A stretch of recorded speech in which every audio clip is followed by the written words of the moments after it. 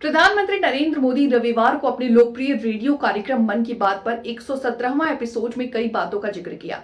शुरुआत में नए साल के एडवांस में बधाई के साथ उन्होंने संविधान के 75 वर्ष और प्रयागराज में होने वाले महाकुंभ की चर्चा की। इसके अलावा उन्होंने फिल्मी हस्तियों जैसे मोहम्मद रफी, राज कपूर और अक्कीनेनी नागेश्वर राव गारुदेव के भी योगदान की सराहना की। यही नहीं, पीएम ने देश में मलेरिया के खिलाफ सफल लड़ाई और कैंसर के इलाज की भारत में बड़ी संभावनाओं पर जोर दिया। मोदी ने कहा कि दुनिया में मशहूर मेडिकल जर्नल लैंसेट की स्टडी वाकई बहुत उम्मीद बढ़ाने वाली है। इस जर्नल के मुताबिक अब भारत में समय पर कैंसर का इलाज शुरू होने की संभावना काफी बढ़ गई। समय पर इलाज का मतलब है कि कैंसर मरीज का इलाज 30 दिनों के भीतर ही शुरू हो जाना, और इसमें बड़ी भूमिका निभाई है आयुष्मान भारत योजना ने। प्रधानमंत्री मोदी ने मन की बात में कहा कि मलेरिया की बीमारी 4000 वर्षों से मानवता के लिए एक बड़ी चुनौती रही है। आजादी के समय से ही ये बीमारी सबसे बड़ी स्वास्थ्य चुनौतियों में से एक है। आज मैं संतोष से कह सकता हूं कि देशवासियों ने मिलकर इस चुनौती का दृढ़ता से मुकाबला किया है।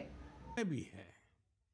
इस आयोजन में करोड़ों लोग एक साथ एकत्रित होते हैं।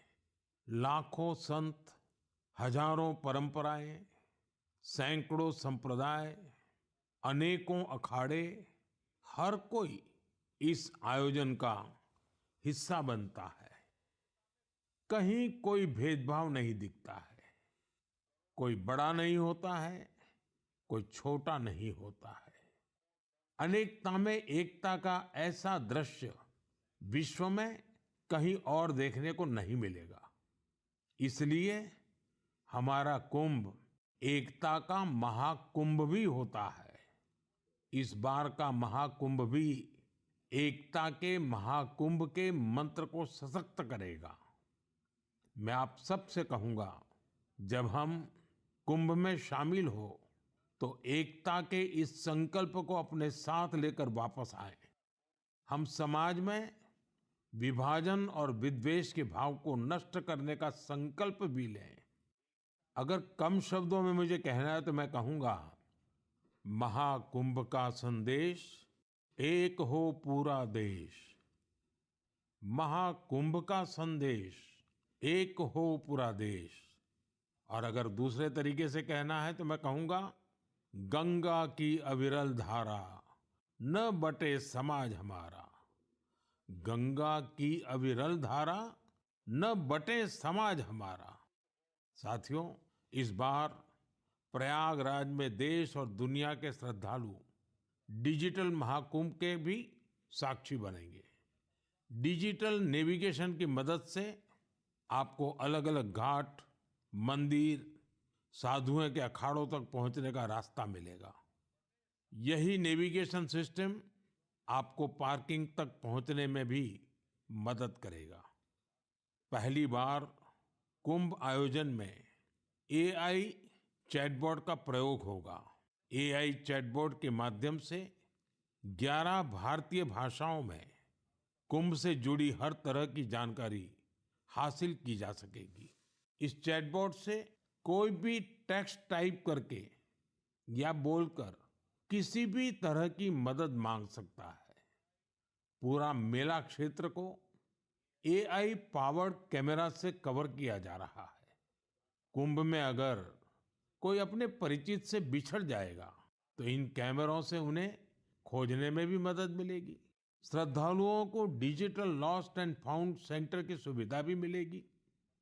श्रद्धालुओं को मोबाइल पर गवर्नमेंट अप्रूव्ड टूर पैकेजेस, ठहरने की जगह और होम स्टे के बारे में भी जानकारी दी जाएगी। आप भी महाकुंभ में जाएं तो इन सुविधाओं का लाभ अवश्य उठाएं। और हाँ, हैशटैग एकता का महाकुंभ के साथ अपनी सेल्फी जरूर अपलोड करिएगा। साथियों, मन की बात यानी MKB में अब बात KTB की। जो बड़े बुजुर्ग हैं, उनमें से बहुत से लोगों को KTB के बारे में पता नहीं होगा। लेकिन जरा बच्चों से पूछिए, KTB उनके बीच बहुत ही सुपरहिट है। KTB यानी क्रश, त्रुश और बाल्टी बॉय। आपको शायद पता होगा, बच्चों की पसंदीदा एनिमेशन सीरीज और उसका नाम है केटीबी भारत है हम। और अब इसका दूसरा सीजन भी आ गया है। ये 3 एनिमेशन कैरेक्टर हमें भारतीय स्वतंत्रता संग्राम के उन नायक नायिकाओं के बारे में बताते हैं जिनकी ज्यादा चर्चा नहीं होती।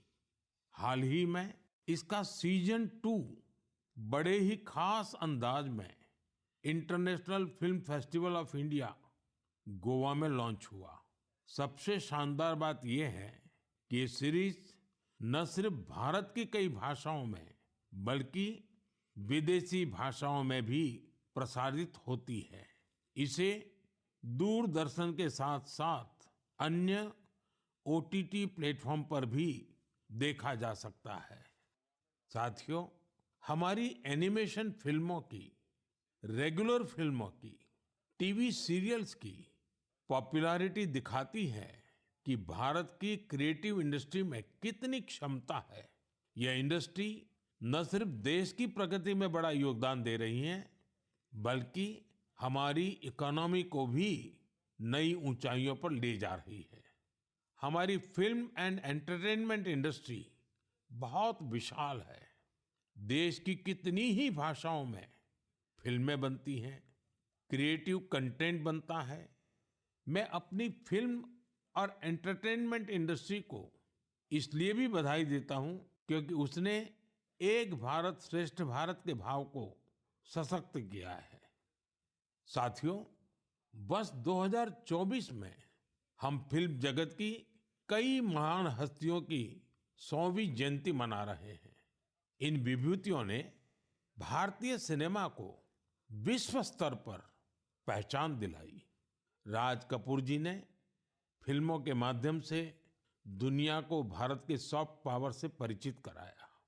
रफी साहब की आवाज में वो जादू था जो हर दिल को छू लेता था। उनकी आवाज अद्भुत थी। भक्ति गीत हो या रोमांटिक सॉन्ग्स, दर्द भरे गाने हो, हर इमोशन को उन्होंने अपनी आवाज से जीवंत कर दिया। एक कलाकार के रूप में उनकी महानता का अंदाजा इसी से लगाया जा सकता है कि आज भी युवा पीढ़ी उनके गानों को उतनी ही शिद्दत से सुनती है। यही तो है टाइमलेस आर्ट की पहचान। अक्कीनेनी नागेश्वर राव गारू ने तेलुगु सिनेमा को नई ऊंचाइयों तक पहुंचाया है। उनकी फिल्मों ने भारतीय परंपराओं और मूल्यों को बखूबी प्रस्तुत किया। तपन सिन्हा जी की फिल्मों ने समाज को एक नई दृष्टि दी। उनकी फिल्मों में सामाजिक चेतना और राष्ट्रीय एकता का संदेश रहता था। हमारी पूरी फिल्म इंडस्ट्री के लिए इन हस्तियों का जीवन प्रेरणा जैसा है। साथियों, मैं आपको एक और खुशखबरी देना चाहता हूं। भारत की क्रिएटिव टैलेंट को दुनिया के सामने रखने का एक बहुत बड़ा अवसर आ रहा है। अगले साल हमारे देश में पहली बार world audio visual entertainment summit यानी वेव्स समिट का आयोजन होने वाला है। आप सभी ने दावोस के बारे में सुना होगा, जहां दुनिया के अर्थ जगत के महारथी जुटते हैं। उसी तरह वेव्स समिट में दुनिया भर के मीडिया और एंटरटेनमेंट इंडस्ट्री के दिग्गज, क्रिएटिव वर्ल्ड के लोग भारत आएंगे।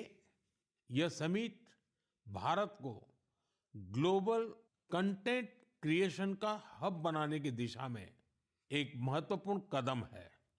मुझे यह बताते हुए गर्व हो रहा है, इस समिट की तैयारी में हमारे देश के यंग क्रिएटर्स भी पूरे जोश से जुड़ रहे हैं। जब हम $5 ट्रिलियन इकोनॉमी की ओर बढ़ रहे हैं, तब हमारी क्रिएटर इकोनॉमी एक नई एनर्जी ला रही है।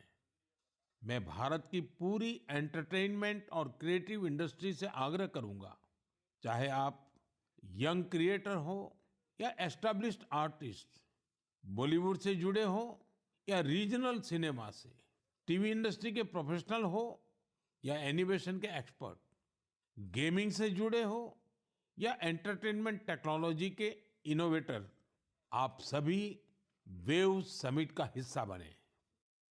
मेरे प्यारे